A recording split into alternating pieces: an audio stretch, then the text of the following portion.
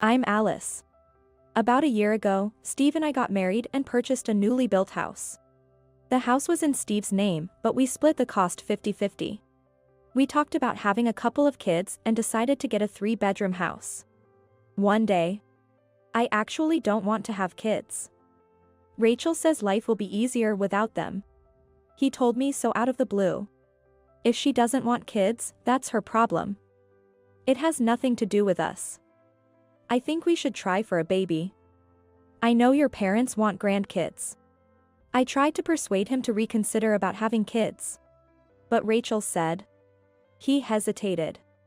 Rachel, my sister-in-law, was a very manipulative woman. Steve never stood up to her and he just did whatever she told him to do. Rachel lived alone in an apartment just 2 stations away from our house. She was married before but divorced within 6 months.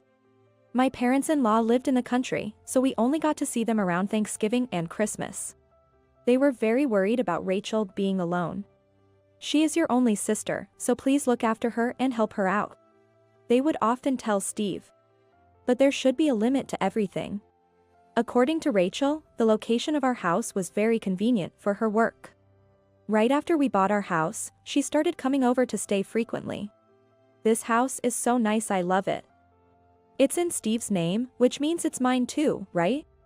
Hearing this, Steve gave her a spare key to our house. I wouldn't mind if she visited occasionally. But giving her a spare key after she said something like that was absurd. After she left, my husband and I had a big argument. But Rachel hinted that she wanted a spare key. I couldn't understand him at all. Since then, Rachel started using one of the spare bedrooms as her own. She brought her belongings in a large suitcase and started staying over whenever she wanted. She wouldn't even let us know in advance if she was coming. There was a night she couldn't get in because I had the security chain on and was sound asleep. I can't get in. Can you open the door? Hurry up and let me in. All the neighbors could hear her yelling outside. She leaves the aircon on in the living room, even when leaving. What a waste of money, especially when no one was home during the daytime. Could you at least turn the aircon off when you leave the house? No way. It will be hot when I come back. She just wouldn't listen. I complained to Steve numerous times, and even spoke to my in-laws once out of desperation. Well, Mom and Dad asked me to be nice to her. So that's what I'm doing. He would blame his parents. Alice, we'd be appreciated if you could be a little more understanding. Rachel is still struggling to get over her divorce. That was what my in-laws said to me. Rachel had no common sense. Because no one said anything to her when she was wrong, Rachel became very selfish and did whatever she wanted to do. Hey, there is no more wine left in your fridge. Can you get me some more tomorrow when you go shopping?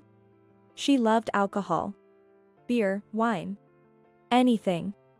I was taught never to enter someone else's kitchen or to open their fridge without permission. But clearly she wasn't. She would open our fridge and eat and drink whatever she wanted. It didn't matter to her if it was an expensive wine we saved for special occasions.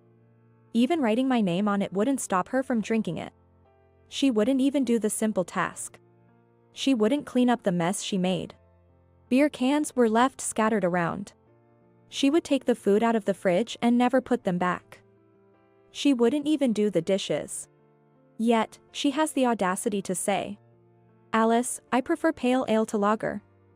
And no cheap wines, please. I don't like anything under $20 a bottle. I would go and buy them reluctantly and give her the receipt. Why should I pay for them? You both drink them too. She would refuse to pay a cent. She would just walk into my wardrobe without asking if she wanted to borrow my clothes. She never vacuumed and mopped the house. The bathroom was always left soaking wet. Staying here means I don't have to spend on food or clean my bedroom. I love it. She was happy, but I was under a lot of stress. Oh, well. That was all Steve could say whenever I complained to him about his sister. It was so frustrating to know how useless he was. I wanted a divorce, but at the same time I wondered if I was being overreacting. I would often say to myself, if it weren't for his sister, everything would be fine between Steve and I. One weekend when I went to my parents' house, my brother, Mick, happened to be there. so I talked to him about my problems with Steve and his sister. Mick loved mountain climbing and was usually out on some mountain on weekends, so I would hardly see him.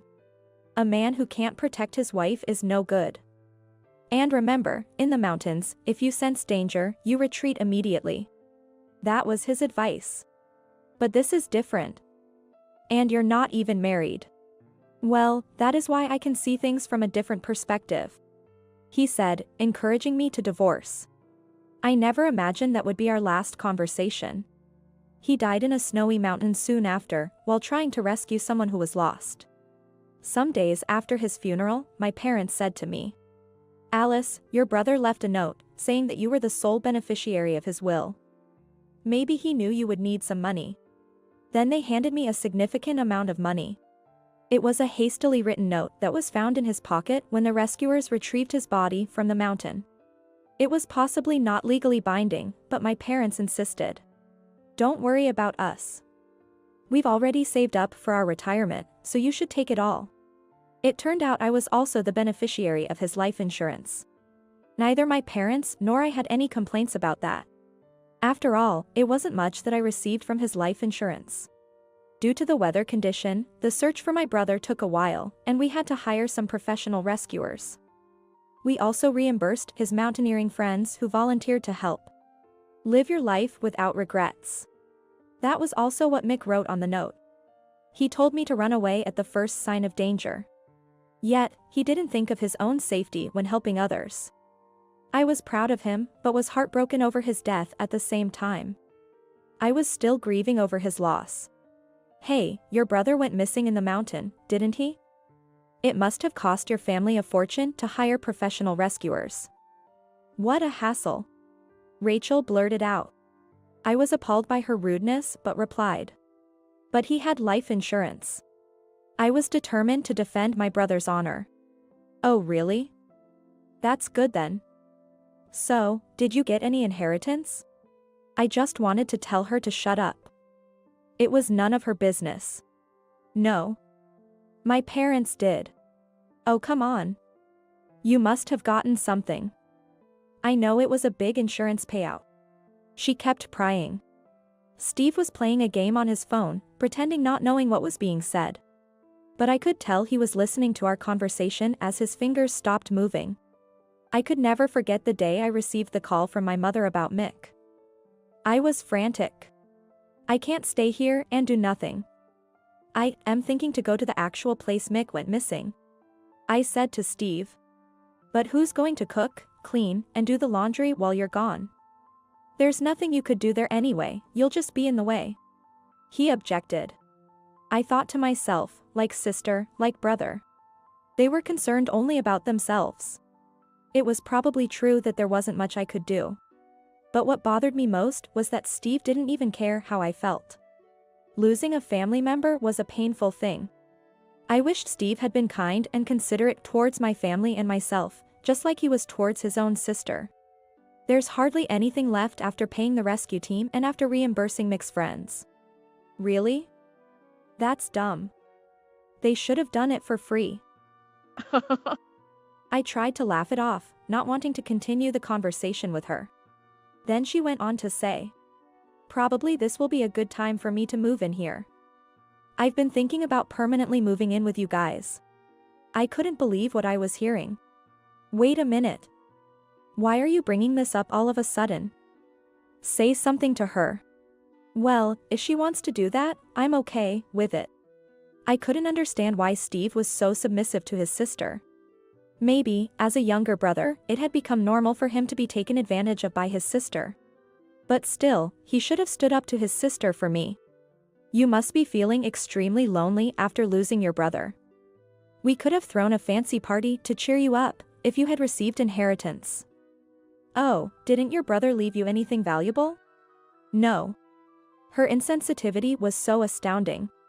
I nearly exploded with anger. "Oh, well, that's disappointing. Anyway, Steve seems to be okay with me living here." "Of course, I will pay you. How about $300, including monthly rent and the living expenses?" "But $300 is nowhere near enough. If you're going to live with us, shouldn't we split the costs for food, drinks, and all the bills? What are you talking about? I'm offering to live with you because I know you are feeling extremely alone and that you need some company. I am just trying to help you. And you are asking me to pay for the bills and everything else? That's just low. Oh, and I heard from my brother you spend a lot on the funeral donations. If you could afford that much money to give away, surely you could afford to let me stay here for free. I never thought Steve would gossip about such things to his sister. This conversation is going nowhere, you two just do whatever you want. I'm getting a divorce. I'm not your housekeeper. Both Steve and Rachel looked dumbfounded, but I ignored them. Then I left there and went straight to my parents' house. I hired a lawyer and filed for divorce. Steve seemed shocked that I was the one initiating the divorce. He resisted and said he didn't want to separate. He didn't even understand why I was angry, which was part of our problems. During the mediation, he finally began to realize what he had done wrong. Although Rachel was the main cause of our problems, he was the one to be blamed. He did nothing to protect me from his sister. He was finally able to see that. And he apologized profusely. Please give me another chance. I want to make things right with you. But he was talking about me behind my back all of the time. He couldn't be trusted. I was wrong.